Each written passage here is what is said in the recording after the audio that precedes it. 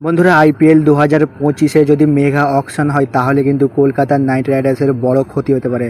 হ্যাঁ বন্ধুরা, আপনারা সকলে জানেন কলকাতা নাইট রাইডার্স আইপিএল 2024-এ চ্যাম্পিয়ন হয়েছিল শুধুমাত্র তার প্লেয়ারদের জন্য।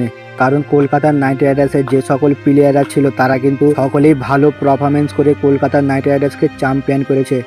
এছাড়া কলকাতা নাইট রাইডার্সের মেন্টর গৌতম গম্ভীর সেও কিন্তু কলকাতা ছেড়ে চলে গেছে। তাই কলকাতার নাইট রাইডার্সকে আবারও শক্তিশালী করতে কিন্তু তাকে মেগা অকশানে ভালো ভালো প্লেয়ার কিনতে হবে। তো কলকাতার নাইট রাইডার্স কোন 4 প্লেয়ারকে রেখে দিয়ে বাকি সব প্লেয়ারকে ছাড়তে হবে আজ এই ভিডিওর মাধ্যমে আলোচনা করব, এবং কলকাতা নাইট রাইডার্সের সবথেকে বড় ক্ষতিটা কী হতে পারে তা নিয়ে কথা বলবো। তো ভিডিওটি ইন্টারেস্টিং হতে চলেছে। যারা আমার চ্যানেলে প্রথমবার এসেছেন চ্যানেলটিকে সাবস্ক্রাইব করে দেবেন। তো চলুন ভিডিওটি শুরু করা যাক। বন্ধুরা, আপনারা সকলে জানেন কলকাতার নাইট রাইডার্স চাইলেও কিন্তু সব প্লেয়ারকে রিটেন করতে পারবে না, কারণ মেগা অকশনের একটা নিয়ম রয়েছে। সেই নিয়ম অনুযায়ী কলকাতা নাইট রাইডার্সকে রিটেন করতে হবে। 4টি প্লেয়ারকে রিটেন করতে পারবে, এবং যদি আরটিএম কার্ডের ব্যবস্থা থাকে তাহলে আরটিএম কার্ড থেকে হয়তো একটি প্লেয়ার নিতে পারবে। তো 4টি প্লেয়ারের মধ্যে 1 নম্বর হচ্ছে শ্রেয়াস আইয়ার। কারণ শ্রেয়াস আইয়ার আইপিএল 2024-এ কলকাতা নাইট রাইডার্সকে চ্যাম্পিয়ন করাতে সাহায্য করেছে, কারণ সে ভালো ক্যাপ্টেন্সি করেছে বলে তাই আইপিএল 2024-এ কলকাতা নাইট রাইডার্স চ্যাম্পিয়ন হয়েছে। আর শ্রেয়াস আইয়ার সেও কিন্তু একজন ভালো ব্যাটসম্যান, তাই শ্রেয়াস আইয়ারকে অবশ্যই রিটেন করবে। এবারে 2 নম্বর প্লেয়ারের কথা বললে 2 নম্বর প্লেয়ার হিসাবে রয়েছে আন্ডার রাসেল। কারণ রাসেল কলকাতা নাইট রাইডার্সের সবথেকে বড় একজন প্লেয়ার। রাসেলকে যদি কলকাতা নাইট রাইডার্স ছেড়ে যায় তাহলে কিন্তু কলকাতা নাইট রাইডার্সের 2টি ক্ষতি হতে পারে। একটি হচ্ছে যে রাসেলের মতন প্লেয়ারকে কলকাতা নাইট রাইডার্স আর হয়তো পাবে না। 2 নম্বর ক্ষতি হচ্ছে কলকাতা নাইট রাইডার্সের ফ্যান বেস। হ্যাঁ বন্ধুরা, রাসেল আছেই বলে কলকাতা নাইট রাইডার্সের এত ফ্যান রয়েছে, আর যদি রাসেলকে কলকাতা নাইট রাইডার্স ছেড়ে দেয় তাহলে কিন্তু কলকাতা নাইট রাইডার্সের ফ্যানও কমে যাবে। তাই রাসেলকে কলকাতা নাইট রাইডার্স অবশ্যই রাখতে চাইবে। এবারে 3 নম্বর প্লেয়ারের কথা বললে 3 নম্বর হিসাবে রিটেন করতে পারে সুনীল নারায়ণকে। কারণ রাসেলের মতনই কিন্তু সুনীল নারায়ণ কলকাতা নাইট রাইডার্সের একটি বড় প্লেয়ার। সেও কিন্তু বহু বছর ধরে কলকাতা নাইট রাইডার্সের হয়ে খেলেছে।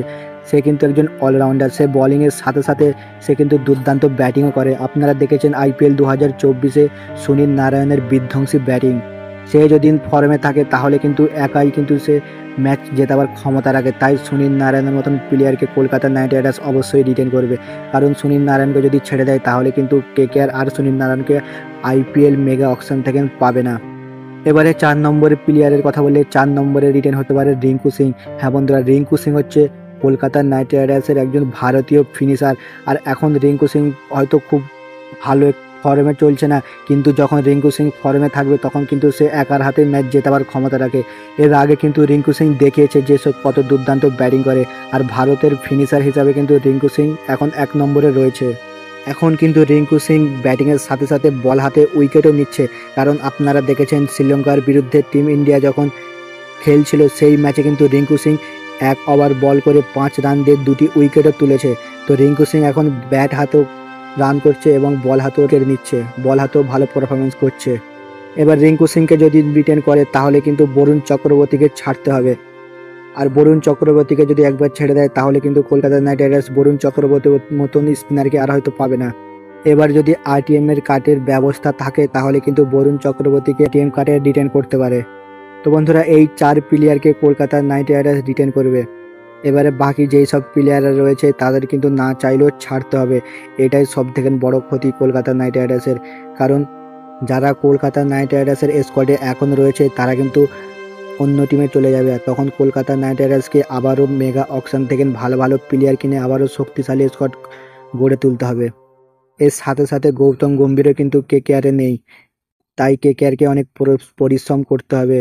আইপিএল 2025-এ যদি কলকাতা নাইট রাইডার্স চ্যাম্পিয়ন হতে চায় তাহলে কিন্তু তাকে অকশনে ভালো প্লেয়ার কিনতে হবে। তো বন্ধুরা, আপনারা কমেন্ট করে জানান যে আইপিএল 2025-এ কলকাতা নাইট রাইডার্স আবারও কি চ্যাম্পিয়ন হতে পারে। এরকমই ক্রিকেট নিউজ আপডেট পাওয়ার জন্য চ্যানেলটিকে সাবস্ক্রাইব করে রাখবেন।